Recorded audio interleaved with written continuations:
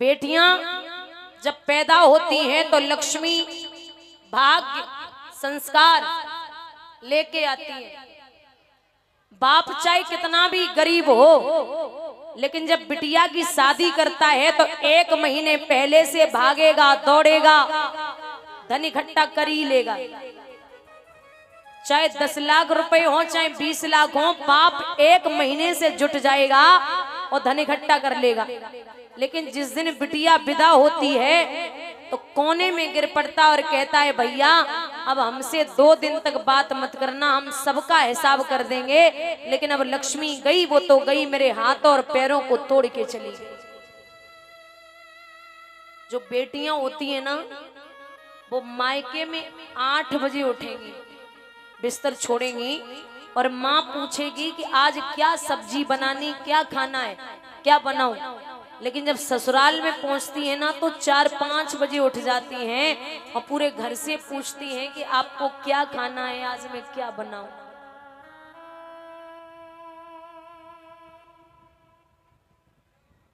जब बिटिया की बारात आती है, बुजुर्ग बैठे, दादा बिटिया की बारात के दिन उससे 1 दिन पहले सब सो जाएं, लेकिन 2 लोग नहीं सोते। पहला है बाप, दूसरी है बिटिया।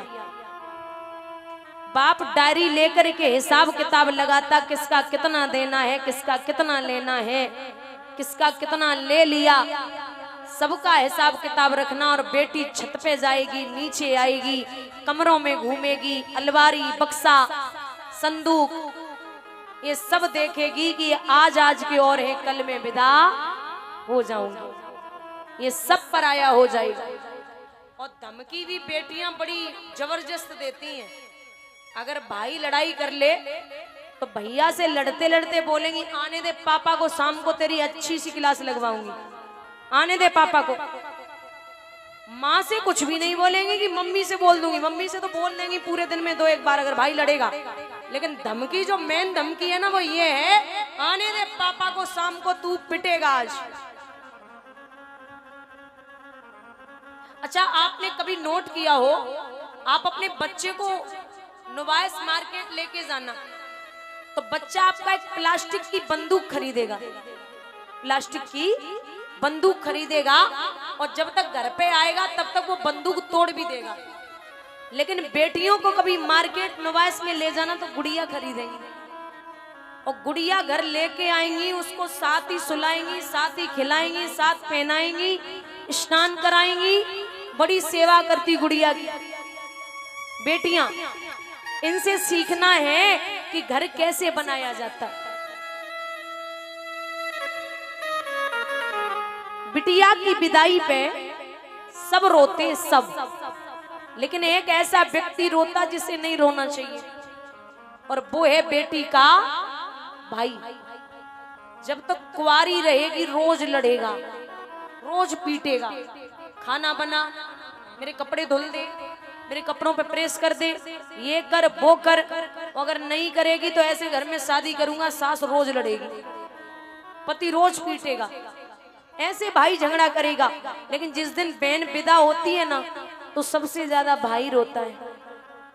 तो बहन को देख करके एक व्यक्ति पूछते, क्यों रे, आज घर की बला जा रही, तू ही रोज कहता था कि घर से निकल जा, घर से निकल जा, आज जा रही है तो क्यों रो रहा है। तो भाई जवाब देता, वीरन, जितनी बार लड़ा हूं ना, मैं अपनी तरफ से ही लड़ा हूं, और घर आने में अगर जरा भी लेट हो गया ना तो उसने 50 फोन कर दिए, काम मर रहा है रे, भोजन नहीं करना क्या। आज से न तो कोई लड़ने वाला होगा और ना ही कोई मनाने वाला होगा। ये बेटियां हैं। अच्छा, मायका माँ से होता है, मायका माँ से ही होता है, लोग कहते कि माँ से होता है, लेकिन माताओं, इतने बुजुर्ग बैठे, पुरुष बैठे हैं, ध्यान देना बुजुर्गों, बेटी की अगर माँ मर जाए तो बिटिया जमीन पे सर को पटकेगी, मैया मैं तेरे बिना नहीं रहूंगी, मैं कहाँ जाऊंगी माँ, तू ही मेरे घर का उजाला थी, मैं किससे अपनी बात बोलूंगी। खूब रोती हैं बेटियां। लेकिन जिस दिन बाप खत्म होता है ना, उस दिन बेटी को कोई नहीं संभाल पाता। माँ मर जाए बिटिया बर्दाश्त कर लेगी, लेकिन जिस दिन बाप शरीर छोड़ जाए उसी दिन जमीन पे सर को पटक देती और चौखट पे सर को पीट पीट कर कहती है कि पिताजी आप गए वो तो गए, लेकिन आन मान सम्मान सब मायके का चला गया। पिताजी मैंने जिस चीज पे हाथ रख दिया था ऐसी कोई वस्तु नहीं बची थी जो आपने हमें विवाह में न दी हो। आप कितना भी बीमार हो, ये सत्यता है।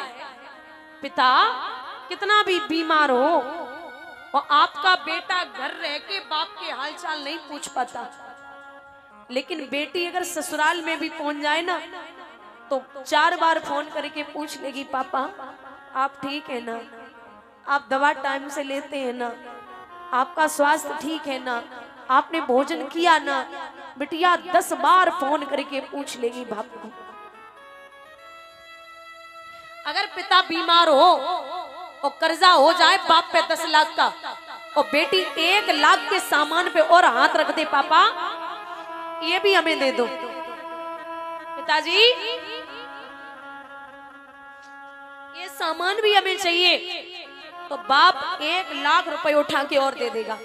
माँ धीरे से बोलेगी, पागल हो गई है क्या? अरे 10 लाख का कर्जा पहले से ही है, तू कब तक कर्जा उस पे जुटाएगी? वो बेचारे बीमार रहते। तो बाप बोलता नहीं, एक ही है, अगर ये गई और किसी भी चीज की इसको कमी पड़ गई और इसने फोन करके अगर बोल दिया ना कि पापा ये दिक्कत है, तो जीना बेकार है मेरा। आप एक बात याद रखना, बेटी अगर 4-6 महीने हो जाएं और मायके में न पहुंच पाए तो चुपचाप पापा को फोन करेगी, पापा आप लेने नहीं आए, बहुत टाइम हो गया, बड़ी याद आ रही माँ की। बाप से बिटिया बोलेगी, पापा आप ससुर जी को फोन कर लेना, 6 महीने से आपका मुख नहीं देखा, बड़ी याद आती है। और बाप अगर ससुर से फोन करे कि बेटी को लेने आ रहा हूं, तो ससुर बोल दे कि नहीं 2 महीने अभी काम है घर पे, तो मना कर देंगे, तो बिटिया मन मार के रह जाती है। बिटिया मन मार के रह जाती है। एक बात बोलूं, बेटी चाहे अमीर की हो या गरीब की हो, बेटियां सबको ही प्यारी होती हैं। और पिता जिस दिन बेटी का रोका लगा के आता है ना, पक्की करके आता है, उसी दिन बाप का चेहरा उतर जाता है। जो समझदार बेटियां होती तो पापा से पूछ भी लेती, पापा वो ज्यादा मांग लिया क्या? बाप बोलता नहीं लाडो, ज्यादा नहीं मांगा, वो मैं सोच रहा हूं कि आज से 4थे महीने में तू पराई घर की हो जाएगी। एक गरीब बाप अपनी बेटी को विदा करता है, तो 1 साल हो गई जब बाप लेने नहीं पहुंचा, तो बिटिया एक उंगली काट करके पत्र लिखती, पापा आप तो भूल ही गए,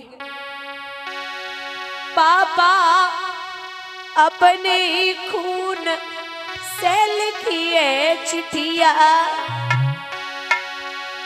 बबुला अपने खून से लिखी है चिट्ठिया, ओ पापा मायके को तरसे तुम्हारी चिट्ठिया, बबुला मायके को तरसे तुम्हारी गुड़िया।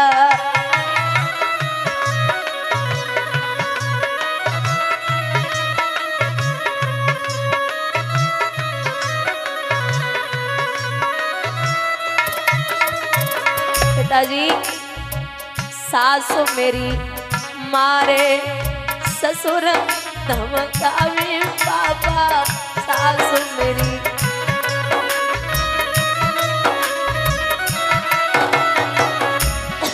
पापा ननद दिखावे तेल की कटिया, बबुला ननद दिखावे तेल की कटिया, ओ पापा मायके को तरसे तुम्हारी गुड़िया।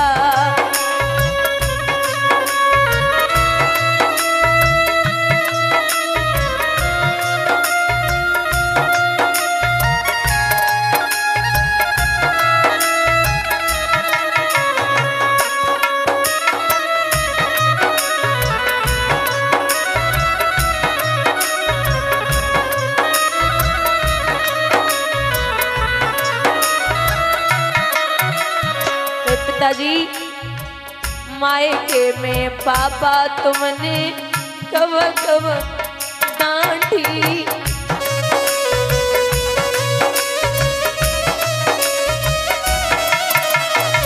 अगर मायके में माँ डांट देती थी तो आप माँ को डांटते थे कि बेटियों को डांटा मत करो, लेकिन यहाँ तो हाल ही अलग है। ससुरे में बिना पिटे दिन रात नहीं माँ की।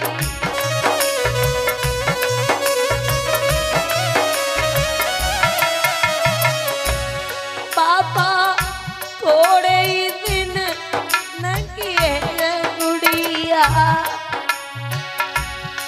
बबुला थोड़े ही दिन न किए बिटिया। ओ पापा मायके को तरह से तुम्हारी बिटिया।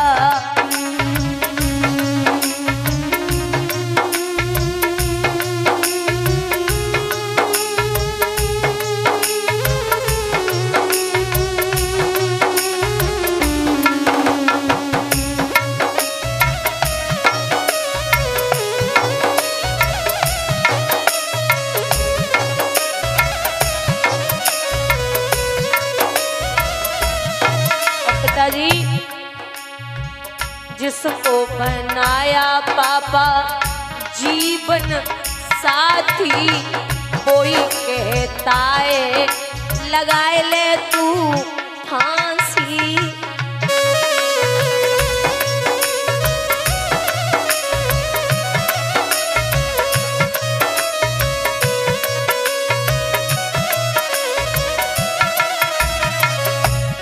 पापा कैसे रहे तुम्हारी बिटिया,